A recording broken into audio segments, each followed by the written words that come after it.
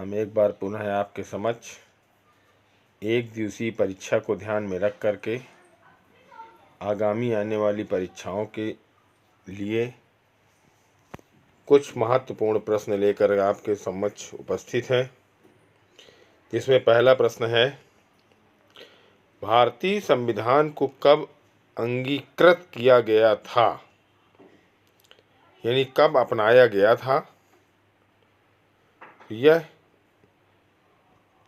इसका सही उत्तर है 26 नवंबर 1949, जबकि लागू किया गया था 26 जनवरी 1950 में। तो अंगीकृत किया गया 26 नवंबर 1949 और लागू हुआ 26 जनवरी 1950। तो इसका सही उत्तर है सी। अगला प्रश्न है, भारतीय संविधान में कितने मूल अधिकार हैं। तो भारतीय संविधान में मूल अधिकारों की संख्या वर्तमान में तो 7 है, जिसमें कि अनिवार्य शिक्षा की व्यवस्था जोड़ी गई, लेकिन जो इसमें है तो उसके हिसाब से 6। तो सही उत्तर है बी। भारतीय संविधान में कितने मूल अधिकार, तो 6, लेकिन वर्तमान में इस समय मूल अधिकारों की संख्या है 7। अगला प्रश्न है, भारत का प्रथम राष्ट्रपति कौन था। इसमें महात्मा गांधी, डॉक्टर राजेंद्र प्रसाद, जवाहरलाल नेहरू, डॉक्टर भीमराव अम्बेडकर। इसका सही उत्तर है बी, डॉक्टर राजेंद्र प्रसाद। अगला प्रश्न है, लोकसभा के सदस्यों का कार्यकाल कितना होता है। सामान्य रूप से एक लोकसभा के सदस्य का कार्यकाल 5 वर्ष होता है, लेकिन कभी कभी अस्थिरता के कारण समय से पहले भंग हो जाती है। यदि लोकसभा या अन्य तमाम कारण होते तो पहले भी, नहीं तो इसका सही उत्तर है बी, 5 वर्ष। अगला प्रश्न है, भारतीय संविधान में संविधान की आत्मा किसे कहा गया है।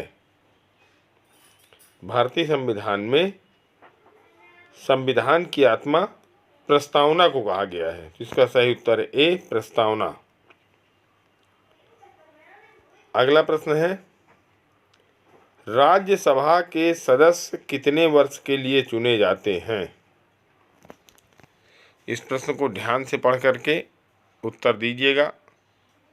इसमें राज्यसभा के सदस्य का कार्यकाल पूछा गया है। तो राज्यसभा के सदस्य का कार्यकाल 6 वर्ष है। उत्तर इसका सही है सी, 6 वर्ष। लेकिन कभी कभी पूछ लेता है कि राज्यसभा का कार्यकाल कितना। तो राज्यसभा एक स्थायी सदन है, जबकि उसके सदस्य का कार्यकाल 6 वर्ष का है।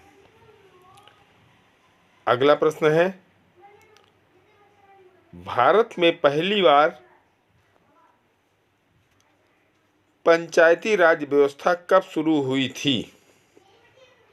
भारत में पहली बार पंचायती राज व्यवस्था 1959 में राजस्थान में शुरू हुई थी।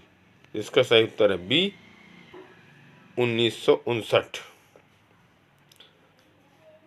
संविधान के अगला प्रश्न है, भारतीय संविधान के किस भाग में मौलिक अधिकारों का वर्णन है।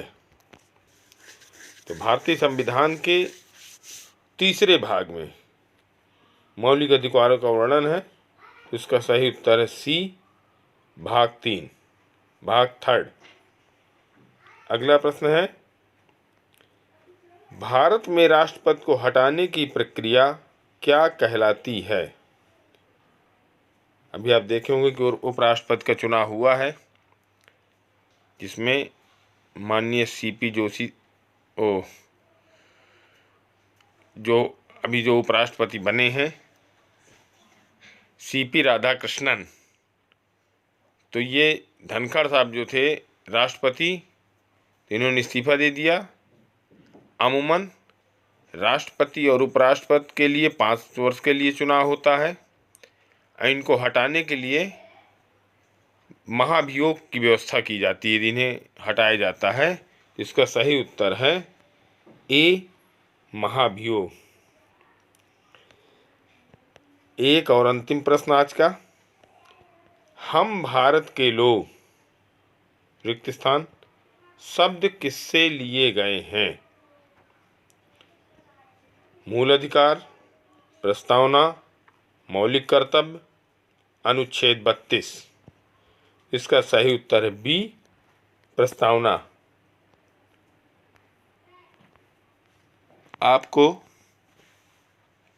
इसी तरह हम महत्वपूर्ण प्रश्न लेके आते रहेंगे आगामी परीक्षाओं के लिए। आप हमारे चैनल को सब्सक्राइब करें, शेयर करें, लाइक करें। आपको बहुत बहुत धन्यवाद। Thank you.